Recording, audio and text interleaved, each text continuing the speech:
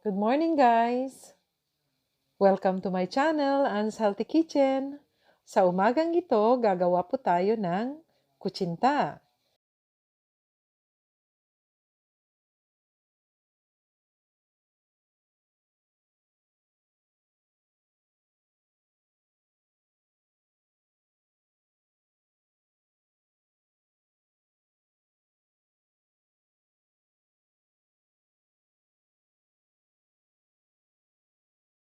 Ito ang sangkap sa ating kutsinta. Meron tayong tubig, sugar, meron tayong all-purpose flour, at saka ang ating tapioca flour. At saka meron din tayong ating lihiya and ang ating molder. So, ang gagawin natin is magkakaroon tayo ng iba-ibang kulay. Kaya, simulan na natin. Ang gagawin natin ay ipaghaluin lang natin ang ating flour, ang ating tapioca flour, at saka ang ating sugar. Tapos, paghaluin muna natin sila. And then, haluin ng maayos.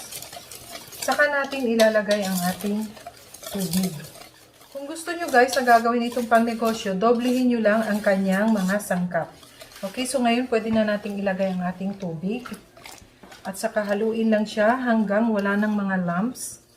And then, para maging sure na wala na siyang lumps, atin siyang sasalain.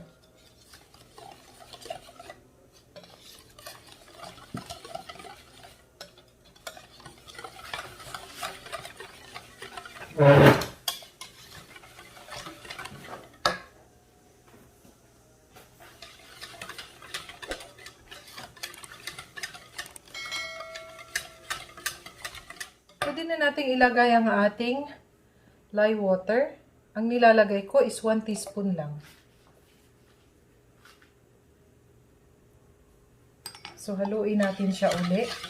Ito yung nagpapakunat sa ating kutsinta. Okay? So, pagkatapos nito ngayon, pwede na natin siyang salain. Sa kabila naman, ang ating namang steamer ay nakasalang na sa ating apoy. So, ganito lang ang gagawin natin.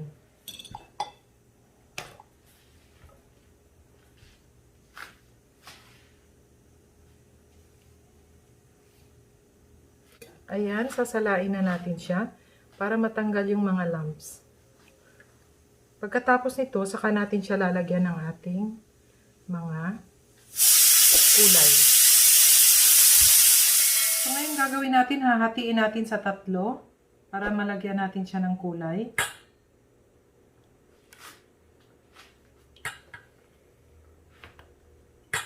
Ayan. Ito naman.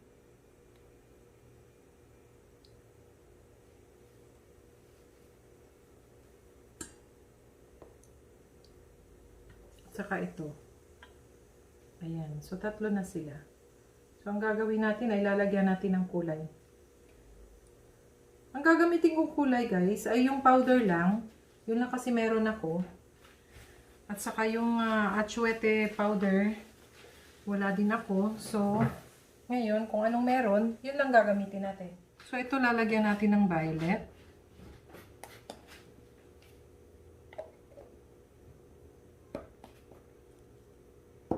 Ngayon, ang isa naman, lalagyan natin siya ng ating yellow.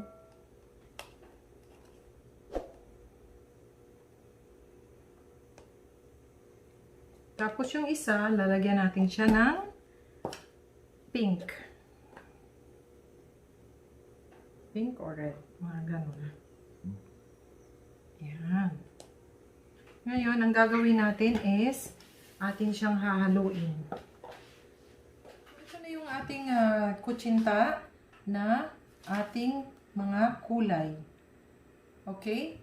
So, ito, meron akong oil, coconut oil ito. Ito yung ipapahid ko dito sa ating molder. Ito yung mga molder ko. Ito yung large molder ng puto. Okay? So, ang gagawin ko is papahiran ko lang ng ganyan. Okay? Ganyan. So, ganito ang gagawin natin sa lahat. And then, balikan ko kayo kung ilalagay na natin ang ating mixture sa ating puto molder. So, ito na ngayon. Nalagyan na natin siya ng oil. So, ilalagay na natin ngayon ang kanyang mixture. Ayan. Napakaganda ng kulay. Ayan. So, ganito na lang yata ang gagawin natin para dali-dali na. Ayan. Ang ating steamer, sinabi ko na kanina, naka-ready na siya. So, mainit na ang kanyang apoy. Ang kanya pala, yes. Yung tubig pala. Ayan. Uy, maliit na lang ang isa pa. Huwag kang mag-alala. At lalagyan natin. Ayan. Ito naman ang ating violet. Ayan. So, ayan. Andito na sa ating steamer. Okay. Nagbo-boil na yung tubig niya. So, pwede na natin siyang takpan. At saka 15 minutes natin siyang lulutuin. Balikan natin mamaya. Ito naman ang ating second batch ng ating kutsinta. Saka tatakpan natin. Ganun pa rin, 15 minutes natin siyang lulutuin. So ngayon, tatanggalin na natin siya sa molde. Kaya, ganito ang gagawin natin, oh. Napakadali lang talaga. Kasi nga, may oil na siya. Ayan.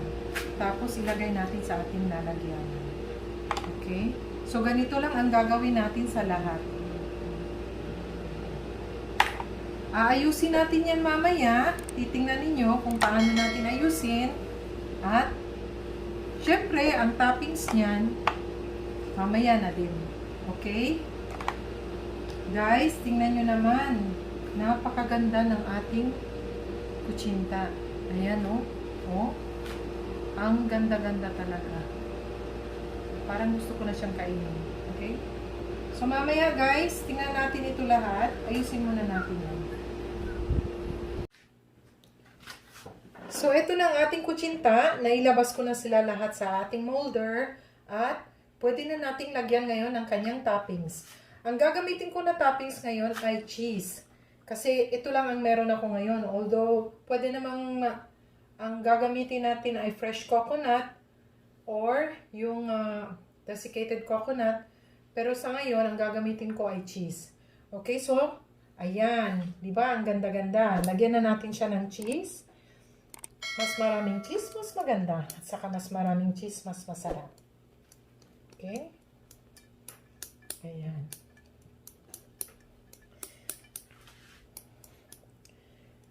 Ganito lang ang paggawa ng kutsinta. Napakasimple. Pwede natin gawin araw-araw. Okay? So, ayan guys. Tingnan nyo. So, ganito lang ang ating toppings. So, guys, kung nagustuhan nyo ang video ito, like nyo na at saka i-share nyo na din. At huwag kalimutan mag-subscribe sa aking channel, Anne's Healthy Kitchen. And don't forget to comment down below and ring the notification bell for further updates ng aking mga videos. Salamat guys! See you on my next video!